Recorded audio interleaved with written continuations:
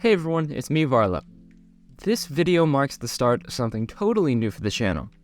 While I'm always slaving away at the next big Varlo Show episodes, the channel doesn't really receive any new content at all. That's why I've decided to start a new segment on the Varlo Show called the Varlo Show Lists. These will be smaller videos to hold you over until the full-scale Varlo Show episodes are released. For this first episode, I wanted to do something special and personal to me. I wanted to create a list of my top 10 favorite games of all time. If you've been a long-time subscriber of the channel, you may recall that back in 2017 I already made a list covering my top 5 favorite games. I decided to amend this video for a few reasons. First of all, this video really sucks and I know that I could do a lot better now. In fact, this video is so rough that I made it private so that no one ever has to watch it again. The second thing is that 90% of the games on the list were from the Zelda series. This made it really boring to watch since most of it was from the same franchise. That's why I've decided to challenge myself with this updated list by restricting myself to only choosing one game per franchise. If I didn't do that, the list would end up having 3 Zelda games and 4 Xenoblade games on it, which is not fun for any person to watch. The final reason I wanted to amend my list is probably the most important reason of all. People's taste in games change all the time. There's actually only 2 games from that previous list that'll be in this video. Part of that is because of my 1 game per franchise rule, but part of it is also because my tastes as a gamer have evolved. With all that cleared up, let's jump into my top 10 favorite games of all time. I hope you enjoy. I can already feel the hate comments coming in that this game doesn't deserve a spot on my list. I just ask that you hear me out before you burn me at the stake. Star Wars Battlefront 2 in 2022 is a totally different game than the one that launched in 2017. DICE made the game do a total 180 from the state that it launched in. Nowadays, there are no pay-to-win elements found at all in the game, and the gameplay has been refined so much that it is a legitimate pleasure to play for hours on end.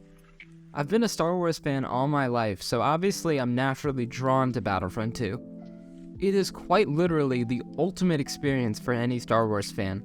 The attention to detail is insane, and there's so much fun to be had. While the gunplay may be a step down from Battlefront 2015, the hero gameplay is the best in the entire series without a doubt. I never once felt cheated while playing this game because of poor gameplay design. Battlefront 2 is just simply a masterpiece and is definitely my favorite shooter of all time. I can't even begin to express how addictive this game is for me. It's like it's holding me captive. The best part of Battlefront 2 is that once you get bored of the base game, there's plenty of user-made content to sift through and explore. The possibilities for this game are basically limitless once you throw the modding community into the equation. I definitely recommend that everyone at least give this game a try because it's one of the best multiplayer experiences around and was definitely killed off way too soon. It actually pains me to put Pokemon Black and White this low on the list. As the years have gone by, this game has fallen further and further on my favorite games list. It used to be my second favorite game ever, but now it barely even made the cut. I think part of it comes down to how disillusioned I've become with the Pokemon franchise as a whole. I haven't purchased a single game from the series since 2019 and I have no intention of starting again. The series has seriously fallen from grace and it sort of affects how I view the older games in the franchise. Pokemon Black and White are what I consider to be the last actually great Pokemon games. I don't want my personal feelings about the franchise as a whole to distract from how great of a game Black and White truly is.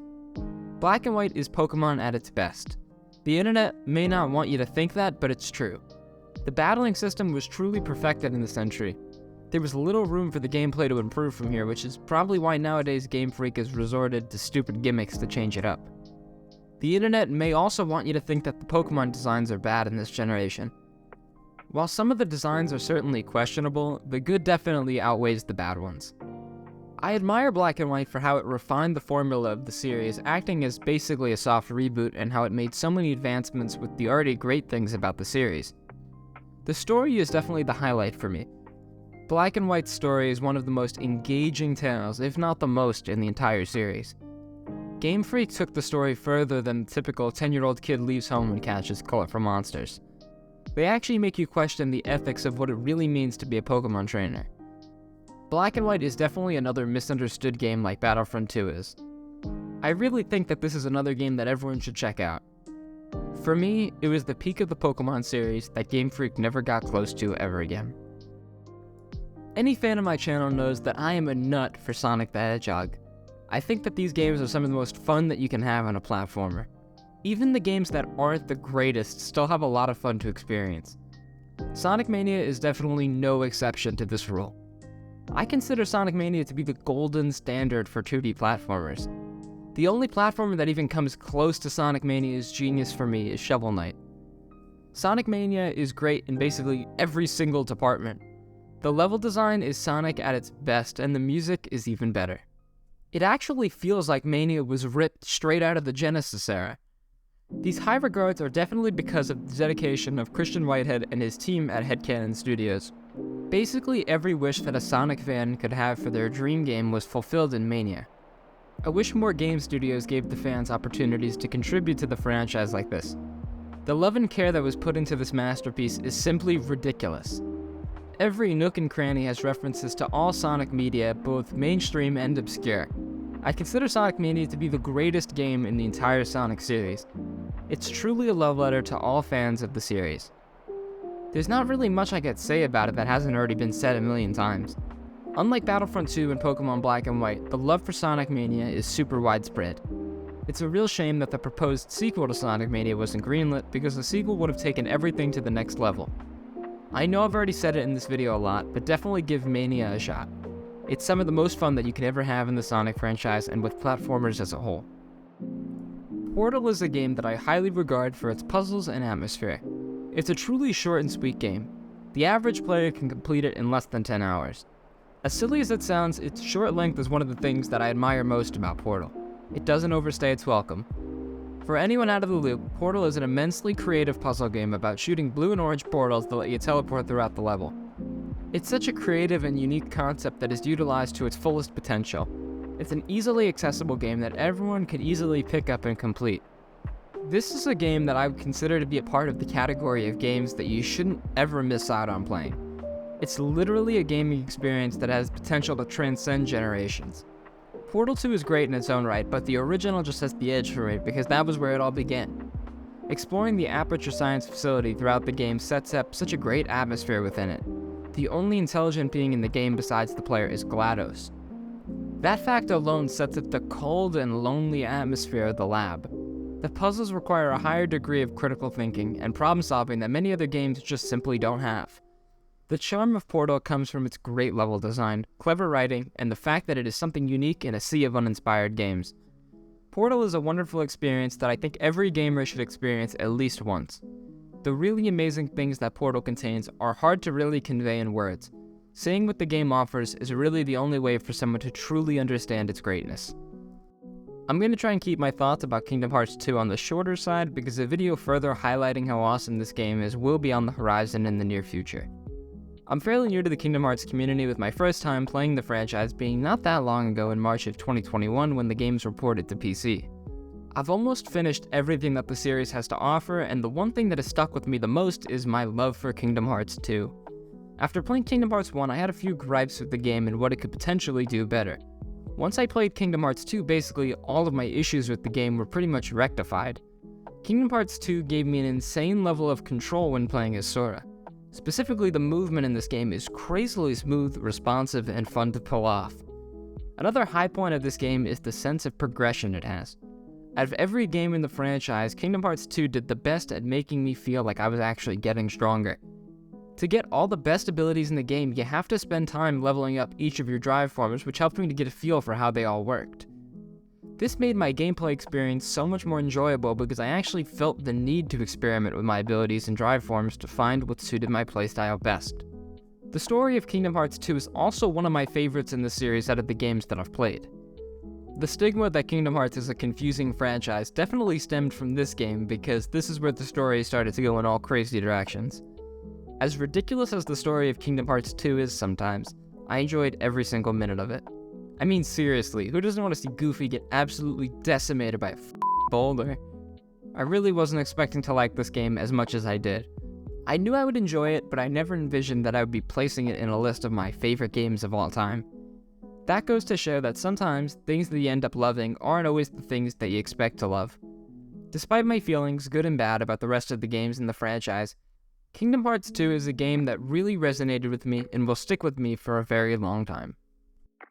There's just so much that I could say about my love for Stardew Valley.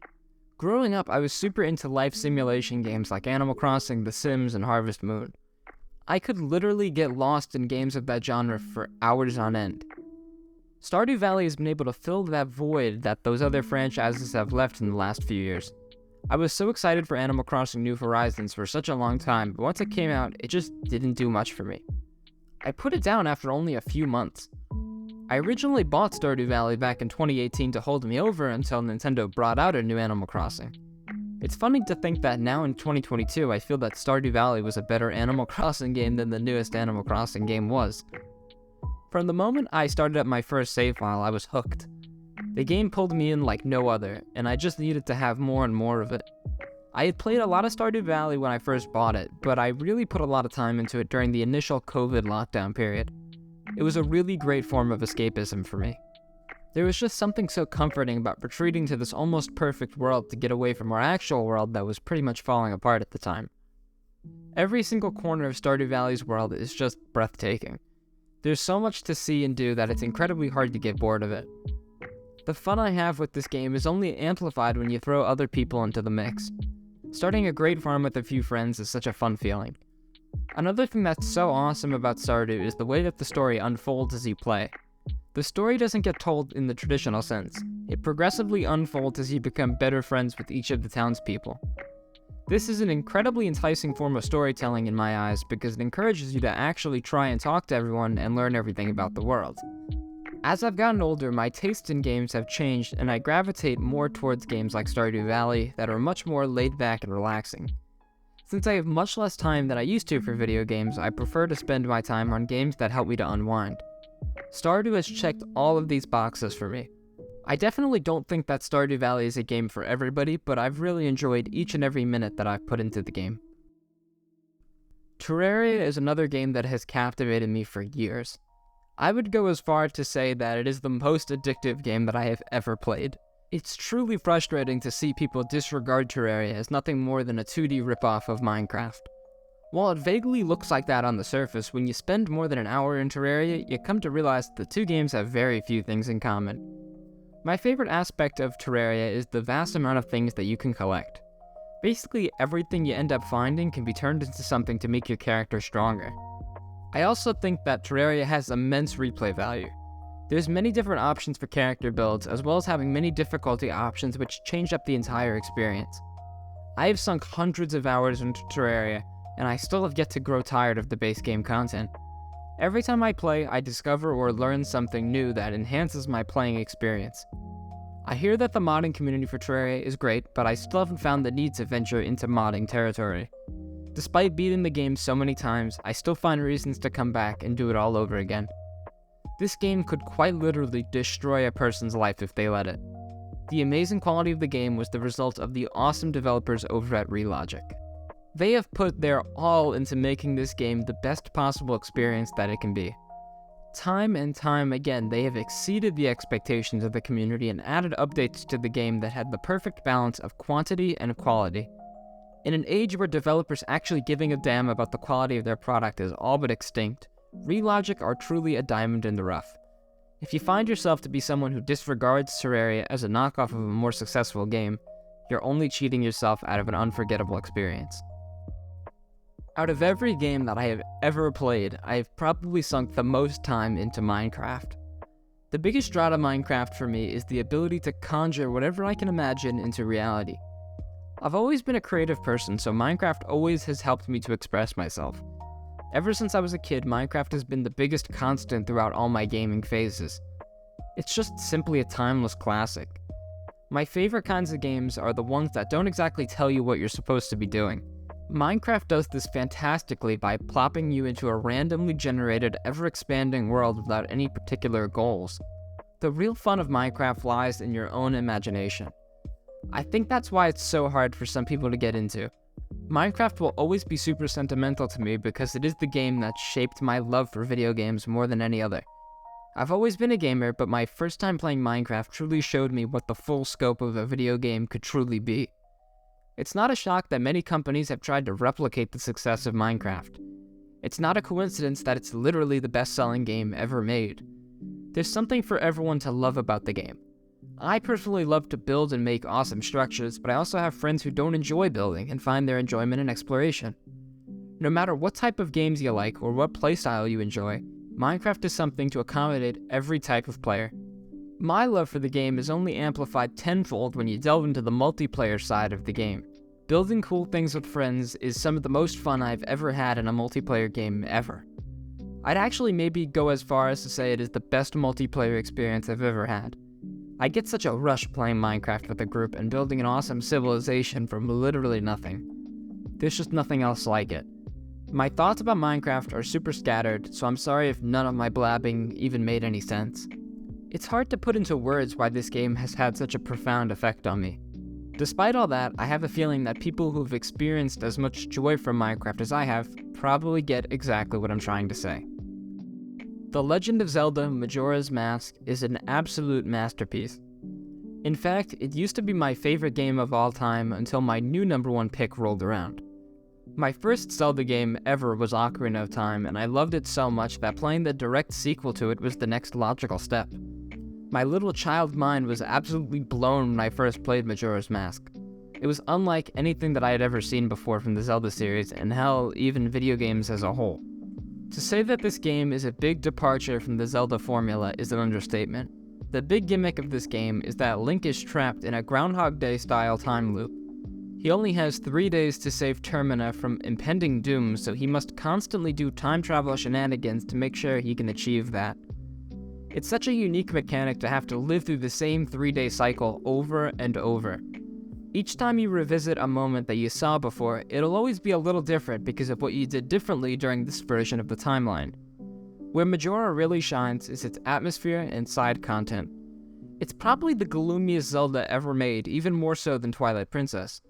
The lives of the citizens of Termina are so tragic because each person has plans beyond the 3 days that you are doomed to repeat. That gives you motivation as a player to give them a chance to live. This gloomy atmosphere is strengthened by the strange sound design of the game and its soundtrack. Unfortunately, the 3DS remake toned down the gloominess of the environments, but the original N64 version's gloomy feel cannot be matched. The side content of the game is probably the strongest in the entire series. I would probably only be able to argue Breath of the Wild having as much meaningful side content. The only way to experience everything that Majora has to offer is by revisiting those 3 days and doing stuff a little bit differently each time. It's compelling to see the results that your actions have on the events that play out for the rest of the timeline. While this game is always a joy to replay, I am a bit resentful of the fact that I will never be able to experience the game like it was my first time ever again. Despite that, I'm grateful that this game still holds up in my eyes. It will always hold a special place in my heart because of how it shaped me as a gamer. Any person who has followed my channel for the last few years definitely could have seen this coming from a mile away. Xenoblade Chronicles was a game that literally changed the way that I viewed video games as a whole. I've always been a part of the camp that felt video games were an art form in their own right, but Xenoblade Chronicles helped open my eyes to see what kind of stories were truly possible to tell within a video game. I don't think it's a coincidence that the first Xenoblade was what reinvigorated every single love that I've ever had for gaming. I still remember coming home from GameStop and booting up the game on my Wii U for the first time and being absolutely hooked with how the story instantly reeled me in. What starts out as a surprisingly interesting revenge story about avenging a lost friend turns into a narrative about the role of gods in the world with twists and turns at every corner. It's hard to even talk about the story much because I would hate to give too much away and rob somebody of the experience of a lifetime. The gameplay doesn't seem too engaging at first, opting for an MMO-style system of arts and auto-attacks, but as you gain new mechanics, weapons, arts, and party members, the combat becomes so much fun to mess around with. The exploration of Xenoblade is also unmatched. Not many games can boast about exploring the bodies of two gigantic titans that are locked in a timeless battle. Even saying that description sounds badass. Every nook and cranny of the world has secrets to behold which encourages exploration. It's hard to get bored with the amount of unique biomes and sights to see. That immersion is also helped by the absolute unit of a soundtrack that this game has. There's a track for every single possible mood that you could have while playing. Songs like You Will Know Our Names and An Unfinished Battle will fill you with adrenaline, making you feel like you could take down any beast.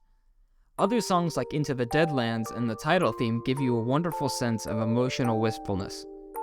I've only just scraped the surface of just how wonderful this game is. I could easily go on for another 5 hours, but I don't have the time for that in this video. Maybe one of these days I'll make a full video talking about the magic of Xenoblade. Regardless, those were just some of the reasons that the original Xenoblade Chronicles is, in my eyes, the best game that I've ever played. In conclusion, the games on this list are not just mere forms of entertainment to me. They have shaped my childhood and my life in countless ways. Each of these games holds a special place in my heart, and they have provided me with thousands of hours of joy and excitement.